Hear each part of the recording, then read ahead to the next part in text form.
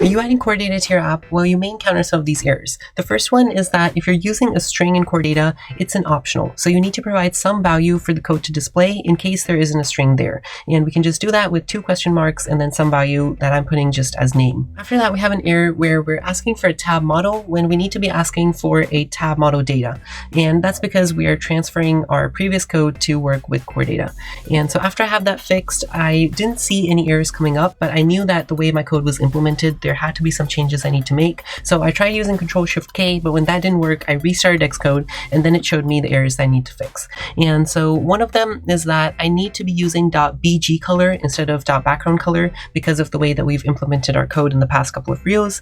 And another place, it said that there's some type-related error, but it was the same thing. I just need to use .bg color. And after that, in one place, I was having an error with my name, and I realized that I didn't really need the double quotes and the backslash because the thing that I was applying to the text was just a string, but that wasn't the reason for the error. The reason was that I hadn't supplied the optional like we were talking about before, and so I did that again, and after that we are ready to move on, and our entire code is ready to work with CoreData. Happy coding!